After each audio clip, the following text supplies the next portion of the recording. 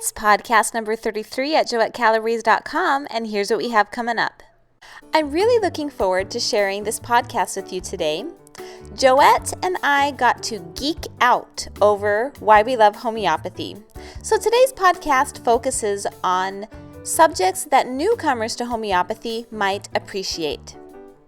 At the beginning of this podcast, we look at how we can distinguish natural medicine from homeopathy. And we also spend some time talking about how some people have a hard time accepting the fact that these homeopathic remedies are so diluted and yet still work. And we talk a little bit about how the term nano for nanoparticles are more accepted today. But why wait for society to catch up and accept the terminologies of homeopathy? Instead, just use it right away and just uproot your illness. And then the meat of the podcast comes from you, Joette's listeners. We get into several questions that are coming from newbies to homeopathy. All right, so here we go.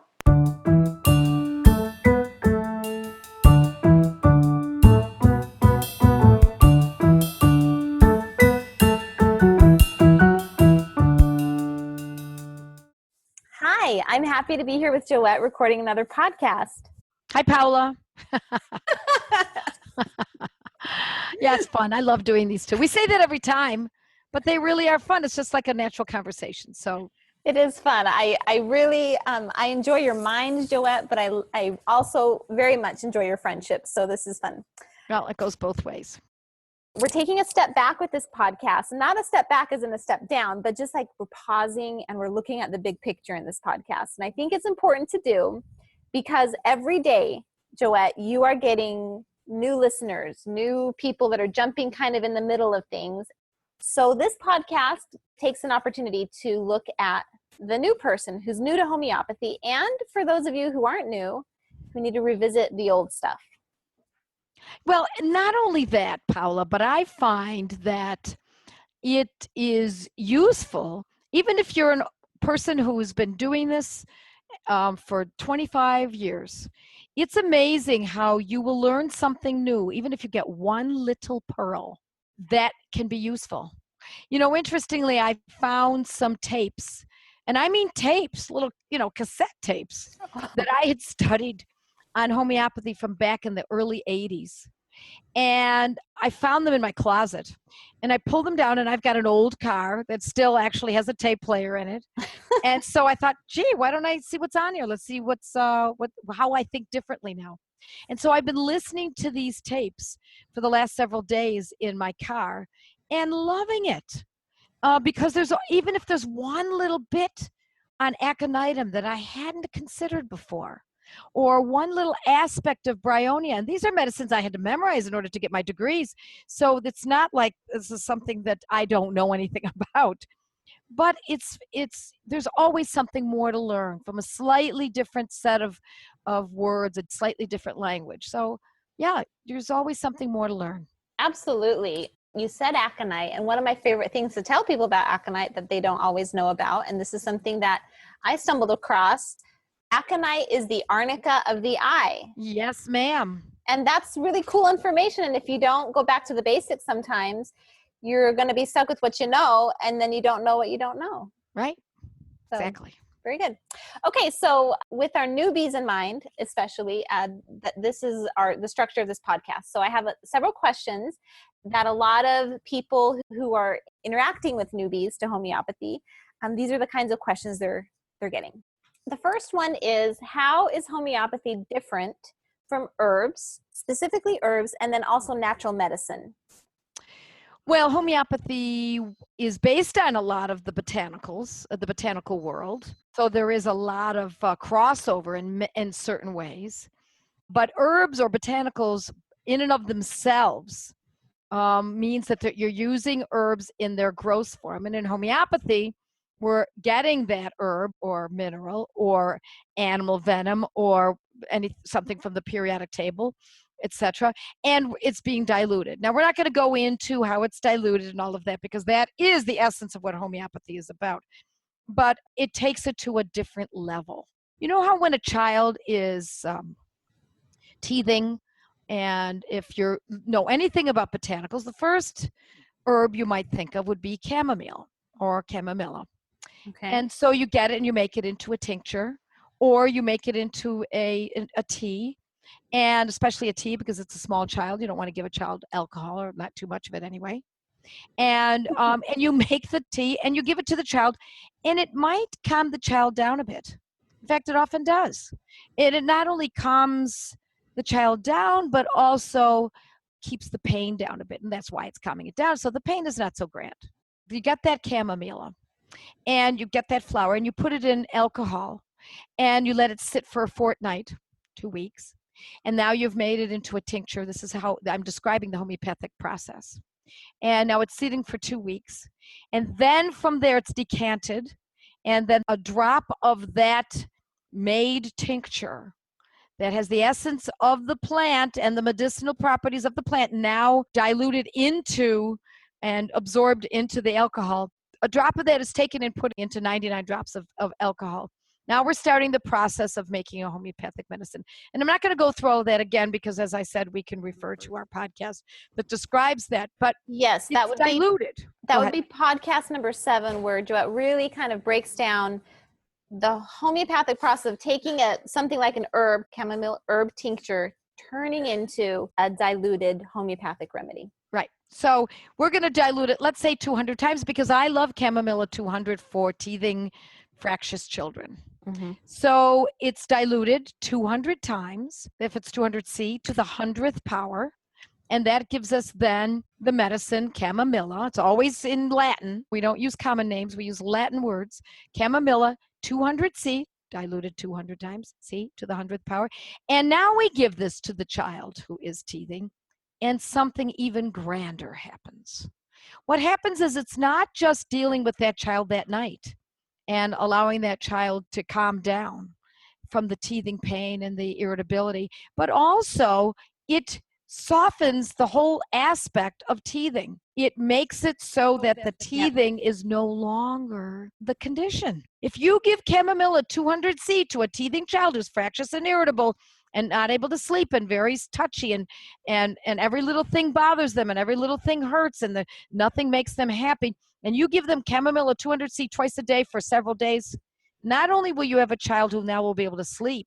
Some people it's 2 days, some children it's 8 days. But within that framework, you will see that child will not only fall asleep easily, and the fractiousness will melt away. They will no longer be irritable and kicking you and pushing off of you and being sensitive to every little noise and touch or anything. But you've also stopped the action, or at least reduced the action, often greatly, of the pain that the child's experiencing teething. So now you've got a child who's been teething and chronically has these problems for the last 6 months. My gosh, when is his tooth going to come out? And finally you give chamomilla 200C and you see the entire picture change. So it gets the essence, the medicine, the healing aspect of chamomile flowers. And by diluting it, it seems like it would go the opposite way, but there is an aspect of homeopathy that stimulates the mixture so that now it becomes a very potent healing medicine because it's diluted. I like to think of it as, because it's so diluted, it enters the body at a cellular level, and It's deeper. Yeah, nano level. Nanomolecular. Yes, I love it. That's exactly what it is. And now in the world in which we live, nano is not an unusual word. It is understood. Mm-hmm. So it goes deeper, and by diluting it, it minimizes any toxic aspect of the plant, of which there's not much in chamomile, but brings to the fore the curative aspect. So now instead of dealing with this age-old teething, this baby, my gosh, 3 years old, still teething every single time a tooth comes in, the whole family is up. Now you give the chamomilla 200C twice a day, sometimes even 3 times in a day, and you will see that not only will the pain go down and the irascibility, but also the returnability of the condition. Very good. And so I guess one question that I think people have is, okay, so you started this example by saying you can give like chamomile tea. So what you're saying is herbs can cure or help uproot a Yes. condition. Yes, ma'am. Absolutely. But Yes. homeopathy might do it more efficaciously at a Yes. deeper, quicker, possibly level. Exactly. It goes deeper. I mean, I started out studying herbs. I live in the Mhm. country. I would gather my plants from all of my the wayside and in the fields and in the woods, and I'd make my own tinctures because I didn't know enough about homeopathy. But once I recognized the curability of homeopathy and the depth and breadth to which it can carry a person, I asked myself, why am I using it in the gross form as a plant when I can use it in the homeopathic form and go way past what a plant can do? Yeah. Plus, here's another part of this picture.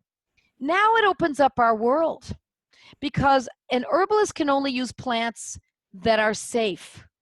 But in homeopathy, we can use plants that are not safe in their gross form because we're going to dilute them so many times that we have minimized or eliminated to a certain degree the toxic properties of the plant and brought to the fore the curative. So it opens up the world. So now Rhus tox, which is poison ivy, is a fabulous medicine for arthritis. Now, without that poisonous plant being diluted in this pharmacological, mathematical, scientific method called homeopathy, we would not have a cure or at least a help for arthritis, osteo, as well as often rheumatoid arthritis. And if this piques your interest, how is it possible that we use these toxic substances and they become curative in the homeopathic preparation? Again, I'm going to refer to that podcast number 7. Yes. Listen to that if this is... I know it flies in the face of what we think is common sense, but think about dilutions and how important they are. Dilutions matter. Yeah. They are a big part of our lives. Only the difference is this is so scientific. It has been proven again and again and again for well over 230 years now. Well, and that's the interesting thing is, whether or not society has caught up with, like we were just discussing the word nano, that's kind of widely accepted now. That's something we all know about. And so now we can use the word nano and you don't sound like a crazy person. But I think 20 years ago, if you use the concept of nano being a real thing, people would think you're crazy. Here's the thing. You know what? It doesn't really matter how it doesn't matter. It really doesn't. The fact is these medicines act. They work. Exactly. So my point is you can wait for society to catch up with something that works, or you can just go with it right now. Yeah. It still works. Yes, absolutely. So there's one thing I want to discuss too, though, is we have herbs and then we have natural medicine. And I want to distinguish that not all natural medicine necessarily cures in the same way that homeopathy cures. Well, natural medicine is really just a catch-all phrase. I don't know what it really means, except that, does it mean chiropractic? Does it mean acupuncture, qigong? Yeah, all of those are considered natural medicine, and they all have their places, but I've never found anything that is as profound acting as homeopathy. And I've been searching a long time. I was born in 1952, ladies. I got to tell you, I've been around a long time. And my mother used to do reflexology on my feet when I was little because she was into this for a long time. She took us to chiropractors. She didn't take it all the way, but she did explore a great deal of this, and not homeopathy, unfortunately. I've been exposed to this kind of information for my entire life. And it took a long time for me to find homeopathy. And I also had very poor health for a good many decades of my life. So I was always searching. It's not like, I lived a charmed life where nothing went wrong. I was always searching and digging. And this is the most profound. I've never seen anything like this. And I'm sure you can probably tell in not only my voice because of the speed at which I speak and the excitement in my voice, but also your voice too, Paola. You just said today in one of our meetings here in the office that you love this. And anyone who learns enough of this to just be able to cure themselves or their family will fall in love with this. Right. I always say that you think it's lovely getting pregnant and then holding your baby in your belly for 9 months. I mean, it's all so romantic. It's so gorgeous. And then giving birth. A friend of mine once said it's the most profound human experience to give birth to your child. You think that's incredible? Try curing your child of a condition. Talk about heady. There is nothing on this earth like being able to cure your own child and know down to your toes that you've done no harm. You can't say that with antibiotics. You can't say with steroids. You can't say with inhalers. You can't say with any conventional medicines. But with homeopathy, you can cure your child of something that could have been plaguing that child for months, if not years, and maybe even goes all the way back to your own family. That, my friends, is what excites us about this, and that we want to share this with other families. Absolutely. And it's not to say that you don't like chiropractors. Oh, You I love do. chiropractors. Yes, No, you I do. think they're great. Yes, absolutely. And you've even told me before, having other natural medicine things in your kit as a backup. Yeah, you need all the tools you can get. Yes. But once you start learning homeopathy, many of those tools will fall to the wayside. I mean, Right. I studied essential oils, I don't know, 35 years ago. I Right. love them. I still Mhm. have them in my house. I still use them here and there. But if I want medicine, I go to homeopathy. Absolutely. And I do want to point out one more distinction between natural medicine and homeopathy. And you've taught this to me, Joette. This is where I learned it from, is that homeopathy re-educates your immune system, your body, to learn to overcome, so that on the other side of an illness, be it chronic or acute, it is wiser for the illness.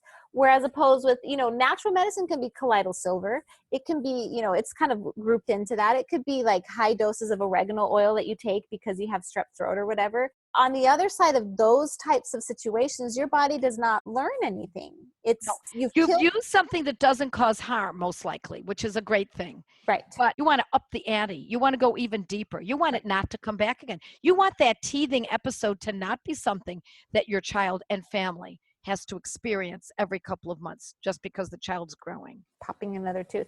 Yeah, that's exactly right. I remember I taught one of the study group classes and my friend said, well, I always just use colloidal silver every time I get strep. And I said, well, did you hear yourself? Every time you get strep, how about you not getting that again? Right. Now, we're not saying it'll never happen again, but usually it's a lesser version. Right. Mm-hmm. So the teething might be not as extreme, won't be as intense, won't last as long. There'll be a larger space between each time that it occurs. Same thing with strep. You might still get a sore throat. You might still get a little strep infection, but you hit it again with the same homeopathic medicine that worked last time. And it's likely, that is the goal of homeopathy. Here's the key word: to uproot the condition. Right. Not that episode of it, the entire condition. Right. Absolutely gorgeous. And I think it even gets more exciting, and there's more. Right. You might have inherited your dad's tendency to, I don't know, have bad joint. Going back to Ruth's talks, that can help you get away from that inherited weakness. Well, hey, let's put it this way. Everything's inherited. Right. Everything is inherited. I know people don't think that way, but the moment the sperm meets the egg. I know, unless you're Adam and Eve. Right. Really, the moment the sperm meets the egg, it's done. I don't care what your politics are. That is the start of human life. And once that begins, and I know that might turn some people off and it might turn some people on. I'm of that ilk that I believe that's when the moment of life begins. And at that very moment, the mixtures of the two DNAs are now set in stone. So what happens to that child, to that person, to that teenager, to that young adult, to that middle-aged adult, to that elderly person is all based on their DNA. So all we can do is correct it. And so if homeopathy can correct it, it means it must be affecting it.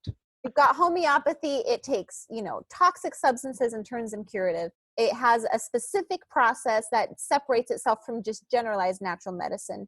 And in addition to curing, it allows your body to become empowered on the other side of illness. It really sets itself apart from other forms of medicine.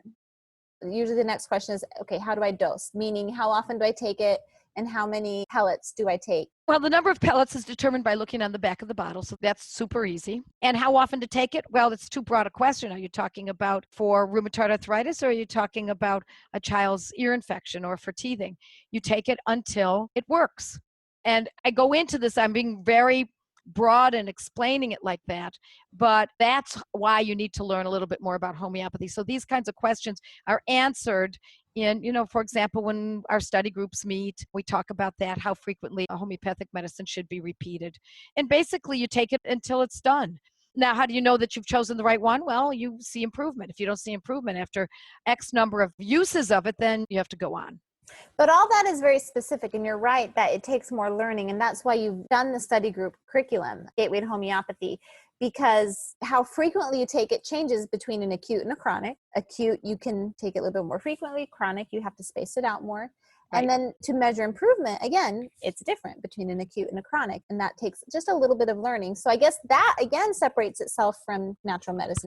I think natural medicine is a little bit easier to understand, like, lavender oil for when you have a stuffy nose. Right. Whereas with homeopathy, it takes a little bit more learning. Yes. So another question people get in relationship to dosing is it safe to give my baby a remedy, and what is the dosing difference? Well, let's put it this way. I gave my baby, and I've been at births where the newborn is given the homeopathic medicine.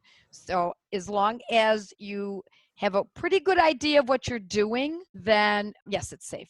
Everything comes with a risk. So I'm not going to tell you it's perfectly safe. Nothing is. Mm-hmm. So I want you to remember that if you choose a medicine, you say, wow, I know what I should be using, and you give it, and you say, well, I don't see results yet. And you give it again. And no results yet, and you give it again, you give it again, you give it again, you may cause trouble. So you have to know what it is you're treating, and you want to know a little bit more than just, let's just throw this at it and see if it sticks. Right. So you want to have a little bit more knowledge than, gee, I wonder if I can give this or not. That's where it really matters that you take this on. If this is of interest to you, I urge you to consider our study groups and our courses, or if nothing else, go to my blog. It's free. And I've been writing articles on this blog for close to 9 years, and I give away exactly how to treat one specific condition at a time, and exactly what medicines they are and how frequently to use them, etc. Yeah, that is your signature style, is you get that busy moms don't have time to learn this the long way. So you're going to teach it the shortest way possible. I try very hard to distill it down as much as I can. I think a lot of women get overwhelmed. They're like, oh boy, I have to learn this thing called homeopathy. And it just seems so overwhelming. And I really feel like just a few hours, if you dedicate, okay, I'm going to commit to 4 hours of learning homeopathy this week, you're going to learn a lot to get going, even just with 4 hours. So, So just to be clear then, dosing for a baby, if I have a baby who is, 9 months old. Let's go to the teething situation. Okay. Like, I don't need to reduce the amount of pellets I physically give, like the physical number of pellets. Like, I don't give 5 to an adult and 2 to a baby because I'm reducing the dose. Yes, that's right. Although some bottles will tell you give the baby fewer pills, but that's because it's not necessary to give a full 4 pills, for example. You can just use 2. But if the baby got into the bottle and ate the whole bottle, it still would not cause trouble. Right. Numbers of pills, it's a lot different than what we're accustomed to. Yeah, you have to kind of break that paradigm. Tell them your analogy of lighting a fire with matches. Yeah, it's like if you were to start a fire, you could start a fire with 1 match, or you could start a fire with 6 matches. It's still lighting the fire, and that's what we're doing, is stimulating the body's ability to correct itself. But of course, with Tylenol, it's completely different. You really need to that proper can be dose. dangerous if you don't do that properly. But think about it. Earlier we mentioned dilution. So these are highly diluted remedies. It's kind of impossible to get an overdose from 2 nanos versus 1 nano, you know what I mean? Or 5 nanos versus 100 nanos. It's kind of all the same. Yep. So those of you who are learning homeopathy, you realize that there's one remedy that does many things. So for example, we were talking about Rhus tox. Rhus tox is great for joint pain, for arthritis, for tendon pain, for muscle strain, for overuse. It's also great for chickenpox. When you think about what poison ivy can cause, it causes pustules and itching and restlessness. And so we can then say that it can also be used then, because that's the signature of the plant and how it acts on us as humans. It can then eliminate that by using Rhus tox 30C or 30X or 200C or 200X or even a 6X, 6C. We can uproot the itching and restlessness and maddening sensations of having chickenpox. Plants have many purposes. So when people say, how is it that it could have so many purposes? Well, plants have many purposes. And if you have a stomach ache, if you're thinking of botanicals, you could use oregano, you could use mint. Many other substances can be considered for one condition. Healing is not linear. We don't want to put health into little boxes so that we can say, okay, this is for this and that's for that. It's a little bit overprescribed and oversimplified. Life is a little more complex than that. And there are nuances. And we want to know those nuances. They're really fascinating. So tell me if this is wrong, to kind of get it in people's minds. People are just so used to taking Benadryl for allergies, Advil for headaches. It feels like it's one drug for one thing. And homeopathy uses the whole plant or the whole mineral, the whole organism. And so it has many sides to it. But when you turn something into a pharmaceutical, it's very narrowed down and it's very isolated. It's a specific drug. And therefore, it tends to only work for a handful of things. Well, it's patented and it's synthetic. And otherwise, they couldn't sell it for what they sell it for. Right. You can't own chamomile. You can't own that. That's part of the earth. But if you get chamomile, as they would in a conventional pharmacy, not a corner pharmacy, but in the pharmaceutical industry, they get the constituents of the chamomile and synthetically mimic it. Mm-hmm. Now they can own it. Mm-hmm. And by owning it, they can patent it. By patenting it, that's how they make their income. And then they can charge anything they want, which is why you see some drugs are $3,000 for one injection. So it's like they basically narrowed the ability of that plant that used to be so versatile, and they've narrowed it down to be something specific so they can make money off of it. And they've done more than narrowing. They're mimicking it. They're synthetically mimicking it. It's not the same thing. Mm-hmm. It would be like sugar is sugar. It's from the cane plant. And if you want to mimic those properties, you can end up with NutraSweet. Right. Now, is that sugar? No, it's a mimic of it. And it always amazes me that folks who are very, very fastidious and particular about what foods they put in their mouths and what foods they put on the table for their families, but when the child gets an ear infection, they toss an antibiotic in there. Or they toss a steroid in there. Now, I realize, don't get me wrong, I'm not giving anyone a hard time because a lot of times others don't realize that there's an alternative. This is the alternative. Okay, so here's a big question. This might be a new word for some people. What is an aggravation and how often does it happen? Well, an aggravation is a word that's used in homeopathy to describe when you use a homeopathic medicine for a chronic condition. Not acute, not an ear infection, not teething, not something that has a natural beginning and a natural end that's going to be gone in 2 weeks, even if you do nothing. But for a chronic condition like arthritis or eczema or something, that the person often gets worse before they get better. And so it's frightening to many people, and I don't blame them. And it is something that is found in classical homeopathy, which is why I don't use classical homeopathy any longer. I use protocols. It is one of the many reasons that I've abandoned the use of classical homeopathy for chronic conditions, because I don't want to see anyone suffer any further. And it often will frighten someone enough away that they will never want to do it at all, because they know how sick they can become and they're afraid that that could cause it. So I don't worry about it in the very least anymore. So to use a term, aggravation is this new term. So to use a term I think that people might relate to more easily. In natural medicine, we know that there's like a detox reaction, right? Mm-hmm. Detox symptoms. And so it's like they say in natural medicine that a detox symptom is a good thing. It means that you're releasing the toxins. And then once you get past that, you'll be improved. And so in classical homeopathy, an aggravation is kind of like a detox symptom. No, I would say that it's kind of overshooting the mark. Okay. So and the body is having to compensate. I think that's the way I would describe it. Okay. You're right. I feel like I've rarely, if ever, had an aggravation using the Banerji Protocols, the practical homeopathy that you teach. So. Yep. Right. Next question is, can homeopathy be harmful if taken wrong? You've kind of touched on this, but let's talk about it a little bit more, because we walk a fine line, Joe. We don't want to scare people from using homeopathy, but we still want them to respect it. That's right. That's a good word. Yes, we want to respect. It's like water. Okay, honey, here's the ocean. Now, this is really beautiful. It's really great that you want to play in it. It's important that you learn how to swim, but you have to also understand that there can be danger associated with this if you're not prudent, if you don't know how to swim, if you go to the edge of the pier and you don't know what you're doing. There is good and bad in most things of great value. Mm-hmm. We could do the same thing with food. Salt is a very important aspect of cooking. We need to have that mineral in our foods, but we can overdo it. It can become dangerous if we use too much. On the other hand, if we use too little, that can be a problem.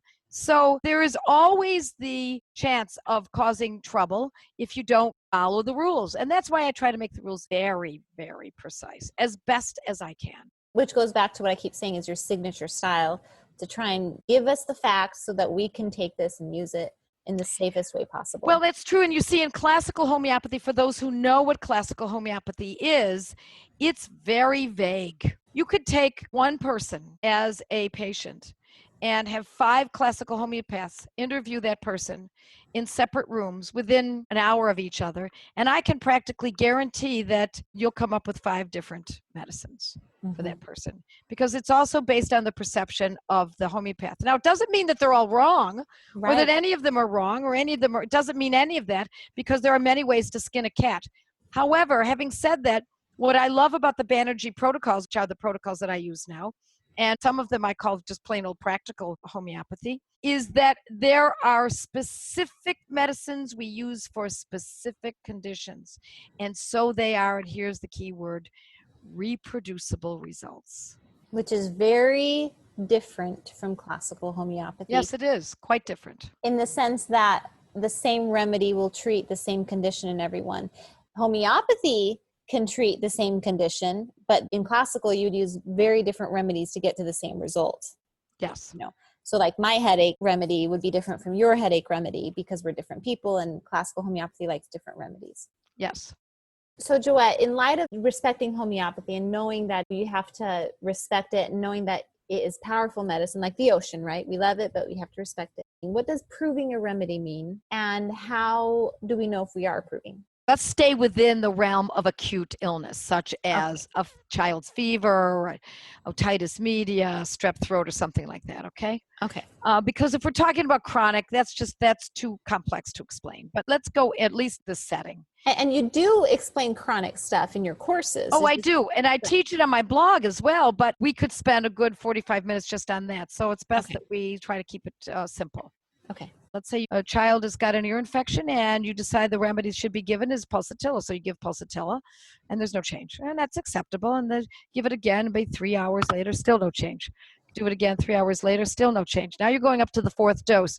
And that's generally my rule, is after the 4th dose, now you start questioning whether or not you've got the right medicine. But let's say you've gone past 4 doses and you still don't see a change, and you keep saying it's got to be pulsatilla. I just know it is.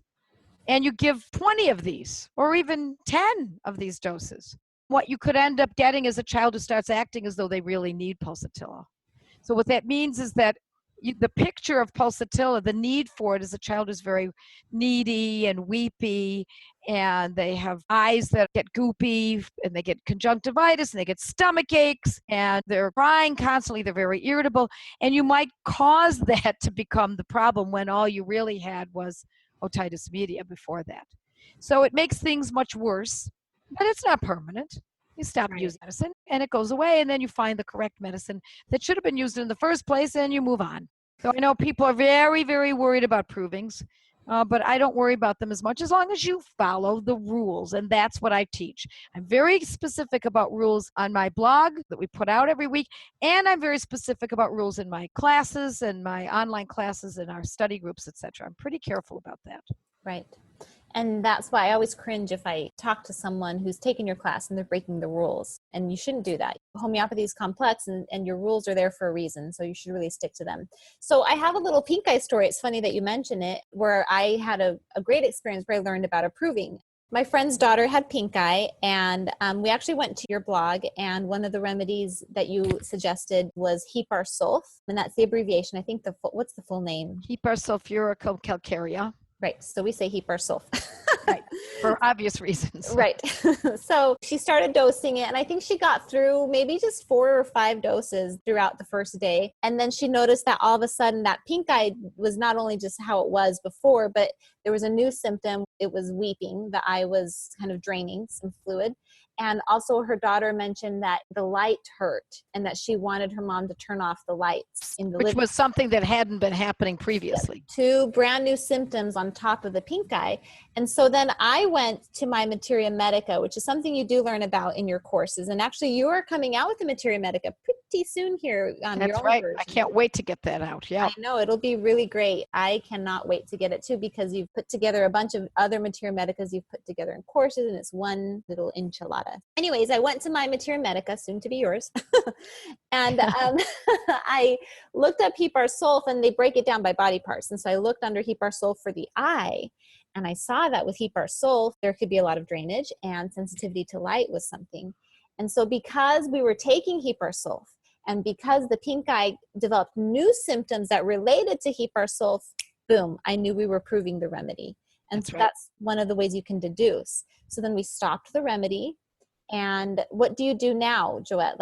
I stopped using that medicine. Sometimes people will use camphor 200 or they'll just move on. You don't want to wait too long because you got to get at that conjunctivitis. So now you go to, okay, what is presenting now? And so now we start thinking about what is the next medicine that could be most valuable. And that's the way this is laid out. Mhm. And so you might go to pulsatilla. Because Actually, pulsatilla has a lot of weepiness, and it's, the discharge is yellow or white, and it's and that's what it looks like. And now they're super sensitive. So pulsatilla would be, my guess would be the next good choice. well, that is what we did, and it worked. Oh, there you go. There you So go. then you use pulsatilla 30. You use that every 4 hours. If it's really severe, you might use it every 2 hours. Mhm. And I mean severe. You don't say, oh, gee, I just don't like this, and she's got a dance recital tonight. No. Right. Use it according to the method, about every 4 hours as your benchmark. And usually by the third dose, sometimes the first dose, you see an improvement. One of the ways we know that we're witnessing improvement is that the person is better. She stops weeping. She stops being so sensitive. She gets more energy back. She feels happier. She eats a better meal. Or another way to know is that she falls asleep. That's where we heal. Mhm. When we're really sick, we need to sleep. We're just too sick to sleep. So that's not what's happening. But when you use the right homeopathic medicine, that's often what ensues. And then when the child wakes up, or whomever it might be, they wake up again. And if the symptoms have returned, guess what you do? You go right back to the medicine that acted. So you give that pulsatilla again because it just was needed again. So you use it until it's done. To finish it off. Yep. So let me review here really quick then. Approving is when you have selected the wrong remedy, and typically new symptoms arise related to that remedy, and you can use a materia medica to double check. And then how do you fix the problem that you've gotten into? You can either antidote, like you said, with camphor, or what is the preferred method is to select the proper remedy, because the proper remedy, like in this story, pulsatilla, will correct the ill-chosen one. That's right. Okay, last question, Joette. What is the Banerji Protocols, and how are they different from classical homeopathy? Well, the Banerji Protocols are named after Doctors Prasanta and Prateep Banerjee, who have become my not only colleagues, but very dear friends. And they use protocols that they have come up with from having seen thousands and thousands of cases, because they run a clinic and research center in Calcutta.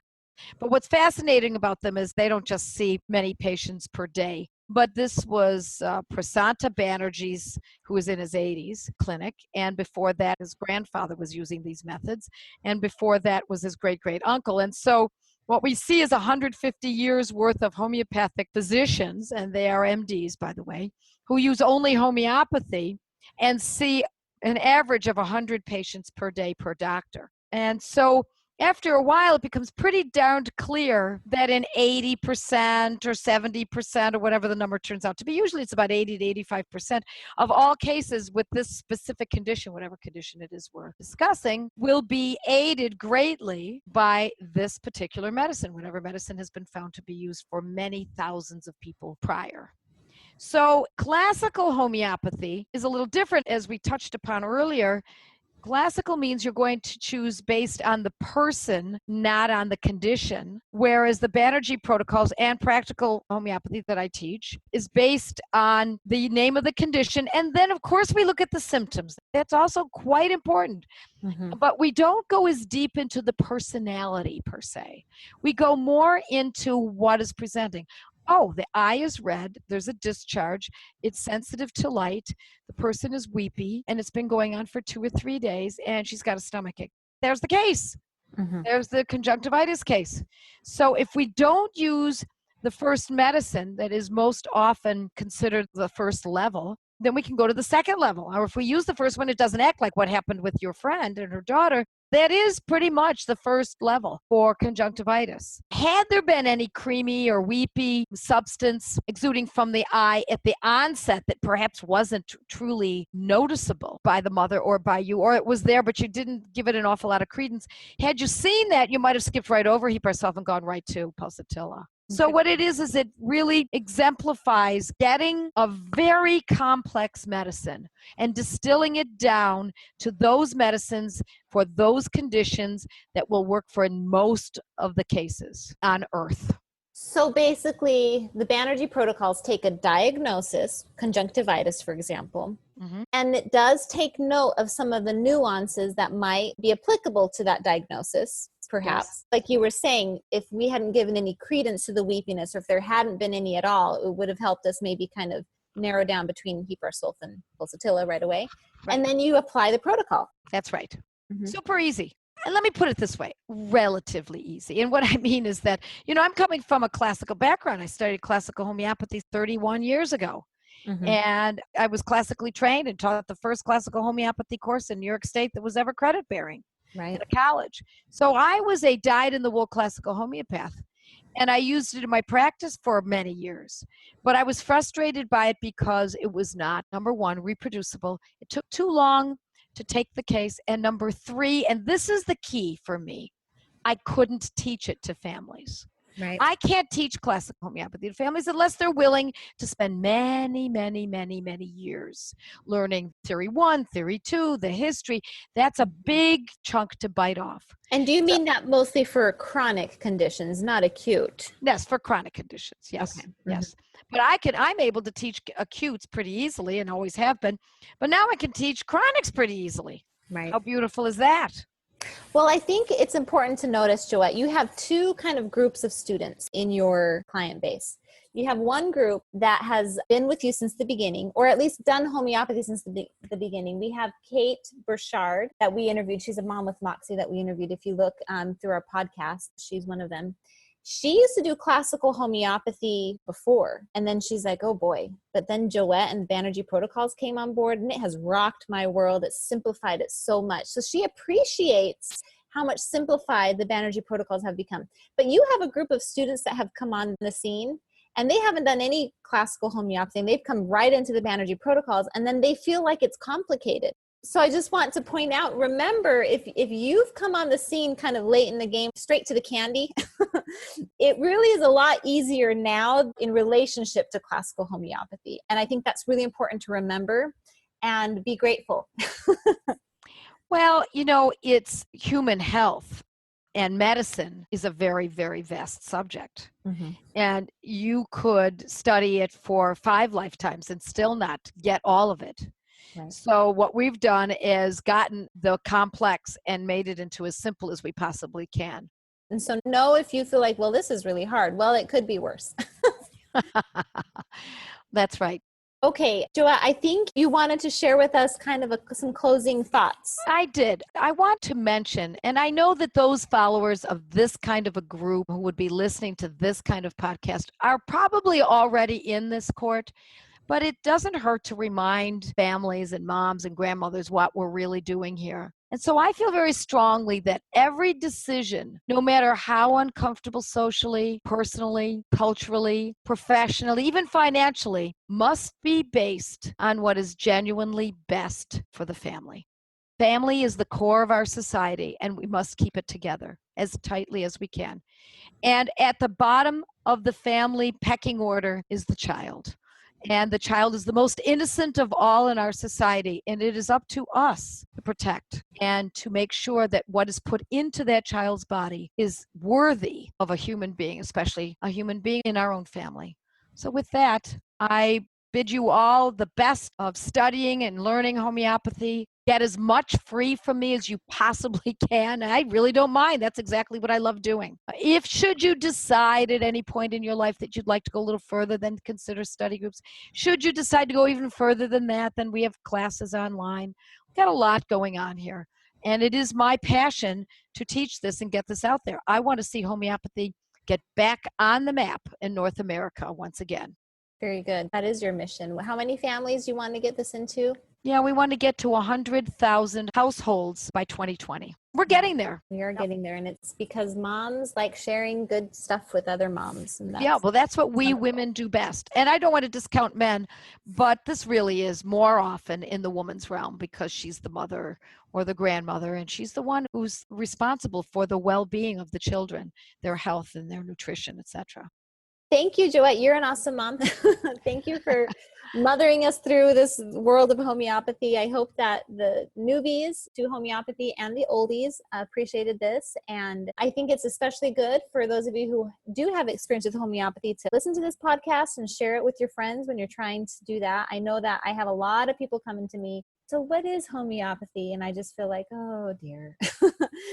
Well, you just have to explain. Yeah. Well, and I send them to this podcast. Podcast Yep. number 7 is a Yep. great first one. And then let's say this is number 2, to Yep. send it Yep. over there. So It's great. Well, thank you, Paola. thank you, Joette. You just listened to a podcast by JoetteCalabrese.com, where nationally certified homeopath, public speaker, and author Joette Calabrese shared her passion for helping families stay healthy through homeopathy and nutrient-dense nutrition.